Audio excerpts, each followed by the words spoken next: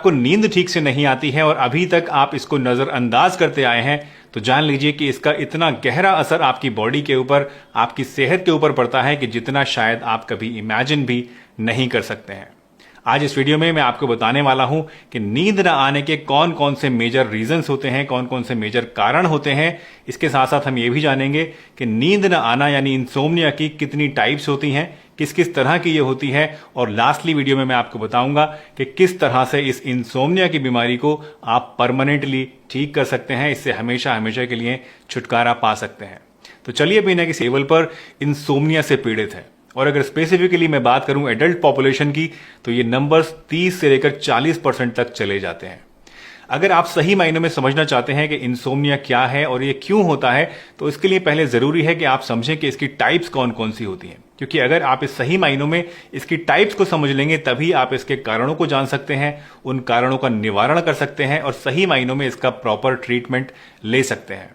तो सबसे पहली टाइप जो कि इंसोम्निया की होती है वो होती है ऑनसेट स्लीप इंसोम्निया, यानी ऐसी प्रॉब्लम जहां पर आप जब सोने के लिए लेटते हैं तो आपको बहुत देर तक नींद नहीं आती है। दूसरी टाइप होती है स्लीप मेंटेनेंस इंसोम्निया, यानी ऐसी कंडीशन जहां पर आप सो तो जाते हैं लेकिन सोने के बाद रात में बीच बीच में आपकी बार बार आंख खुलती रहती है और इसी वजह से आपको एक प्रॉपर साउंड स्लीप नहीं आती, और जब आप सुबह उठते हैं तो आपको थका थका महसूस होता है और लगता है कि आपकी नींद पूरी हुई ही नहीं है। तीसरी कंडीशन को कहते हैं अर्ली मॉर्निंग अवेकनिंग इंसोम्निया, यानी ऐसी कंडीशन जहां पर आप रात को सो तो जाते हैं लेकिन सुबह बहुत सवेरे आपकी आंख खुल जाती है और उसके बाद आपको दोबारा नींद नहीं आती है और इस वजह से आपकी नींद पूरी हो ही नहीं पाती है, और जब आप दिन में जागते हैं तो आपको बहुत ज्यादा थका थका महसूस होता है और आपकी फिजिकल एबिलिटी पर और मेंटल स्टेटस पर इसका बहुत ही नेगेटिव इफेक्ट पड़ता है।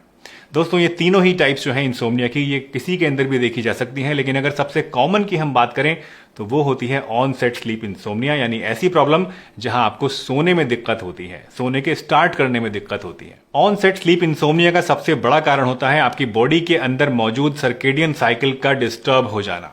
ये सर्केडियन साइकिल बेसिकली एक तरह की अलार्म क्लॉक है जो कि हमारी बॉडी के अंदर फिक्स होती है और ये हमें एक खास टाइम पर सोने के लिए प्रेरित करती है और एक खास टाइम पर उठा देती है। आपने शायद कभी नोटिस किया होगा कि अगर आप रात को जल्दी सोने की आदत डाल लें या सुबह किसी खास टाइम पे उठने की आदत डाल लें तो कुछ टाइम के बाद ऑटोमेटिकली आपको उस टाइम पर नींद आने लगती है या उस टाइम पे ऑटोमेटिकली आपकी आंख खुल जाती है। ऐसा आपकी सर्केडियन साइकिल की ही वजह से होता है। जब ये सर्केडियन साइकिल आपकी डिस्टर्ब हो जाती है तो उसकी वजह से आपके अंदर ऑनसेट स्लीप इंसोम्निया आ जाता है। अब क्वेश्चन ये आता है, सवाल ये आता है कि ये सर्केडियन साइकिल डिस्टर्ब आखिर क्यों होती है। इसका सबसे बड़ा कारण होता है दोस्तों शिफ्ट्स में जॉब करना, यानी ऐसे लोग जिनकी जॉब शिफ्ट्स में चलती है, कुछ दिन नाइट ड्यूटी करनी होती है, कुछ दिन इवनिंग ड्यूटी करनी होती है, कुछ दिन मॉर्निंग, जैसे खासतौर से हमारे डॉक्टर्स के अंदर ऐसा बहुत कॉमनली देखा जाता है, शिफ्ट्स में आपको जॉब और ड्यूटी करनी पड़ती है। तो ऐसे लोगों के अंदर ये साइकिल जो है वो डिस्टर्ब अक्सर हो जाती है। इसके अलावा बहुत सारे ऐसे लोग होते हैं जो बहुत स्ट्रेसफुल एनवायरनमेंट में रहते हैं या जिनके साथ कोई ऐसा ट्रॉमेटिक इवेंट हो चुका होता है, घर में कोई मिसहैप हो जाता है या ऐसे कुछ दिक्कत होती है जिसकी वजह से आपको बहुत ज्यादा मेंटल स्ट्रेस होती है, तो उसकी वजह से भी ये आपका सर्केडियन साइकिल डिस्टर्ब हो जाता है। इसके अलावा बुजुर्गों के अंदर कई बार ये डिस्टर्ब हो जाता है, या बहुत कॉमनली देखा जाता है कि जिन माओं के छोटे छोटे बच्चे होते हैं वो माएँ अक्सर रात को जागती हैं, कभी दिन में जागती हैं, कभी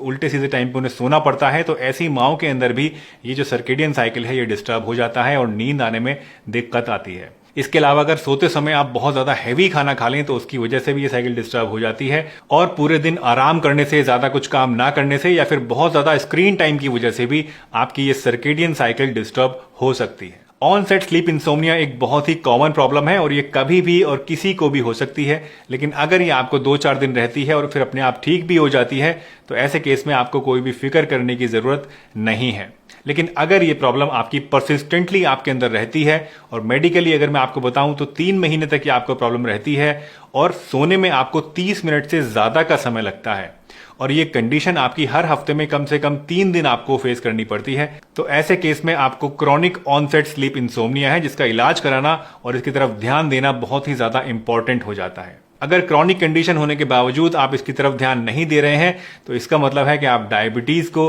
हार्ट प्रॉब्लम्स को, मोटापे को और हाई ब्लड प्रेशर जैसी प्रॉब्लम्स को खुला निमंत्रण दे रहे हैं। दोस्तों, इंसोम्निया एक ऐसी प्रॉब्लम है जिसको अक्सर लोग नजरअंदाज कर देते हैं और सीरियसली नहीं लेते हैं और बजाय इसका प्रॉपर सॉल्यूशन ढूंढने के इसके साथ एडजस्ट करना सीख लेते हैं। मैंने बहुत सारे ऐसे लोग देखे हैं जिनको इंसोम्निया की प्रॉब्लम होती है, रात को नींद नहीं आती है और दिन भर उनको ऐसा लगता है कि वो बस अब सो जाएंगे और तब सो जाएंगे। और ऐसे लोग इस नींद को भगाने के लिए क्या करते हैं, वो सारा दिन कॉफी को पीना शुरू कर देते हैं, पूरा दिन बार बार चाय पीना शुरू कर देते हैं, स्मोकिंग करना शुरू कर देते हैं। और बहुत सारे लोगों को मैंने देखा है वो ऑफिस जाके जब उनके बॉस की नजर बचती है तो बीच बीच में 10-15 मिनट की झपकी भी लगा लेते हैं।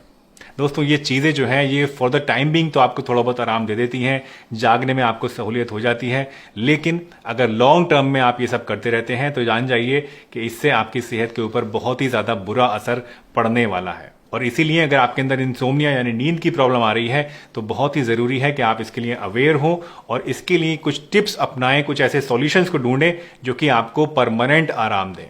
अब मैं आपको दोस्तों कुछ ऐसे ही टिप्स बताने वाला हूं जो कि आपको इंसोम्निया के केस में बहुत ही ज़्यादा हेल्प करने वाले हैं और आपको परमानेंट आराम, परमानेंट छुटकारा दिलाने वाले हैं। सबसे पहले बात करते हैं स्लीप मेडिकेशंस के बारे में, लेकिन उससे भी पहले समझना जरूरी है कि हर एक तरह के स्लीप डिसऑर्डर के लिए आप सेम मेडिसिन को इस्तेमाल नहीं कर सकते हैं। अक्सर लोग ये गलती करते हैं कि उनको चाहे किसी भी टाइप की स्लीप डिसऑर्डर हो वो सेम मेडिसिन लेना शुरू कर देते हैं। उससे उनको फॉर द टाइम बिंग नींद जरूर आ जाती है, लेकिन धीरे धीरे वो इसके आदी हो जाते हैं, इस पर डिपेंडेंट हो जाते हैं और फिर उसके बिना उनको नींद आती ही नहीं है। इसलिए बहुत ज़रूरी है कि आप अपनी नींद की प्रॉब्लम का टाइप समझें और उसके हिसाब से अपनी दवाई का चुनाव करें या फिर अपने डॉक्टर से इसके बारे में कंसल्ट करें। दोस्तों, मोस्टली जितनी भी मॉडर्न दवाइयां होती हैं नींद लाने के लिए वो सब की सब डिपेंडेंस पैदा कर देती हैं, यानी उनके अंदर आदत लगने का खतरा बहुत ज़्यादा होता है। और इसीलिए आप आयुर्वेद का सहारा ले सकते हैं, क्योंकि आयुर्वेद में बहुत सारी ऐसी जड़ी बूटियां हैं जो कि आपके माइंड के अंदर, आपके ब्रेन के अंदर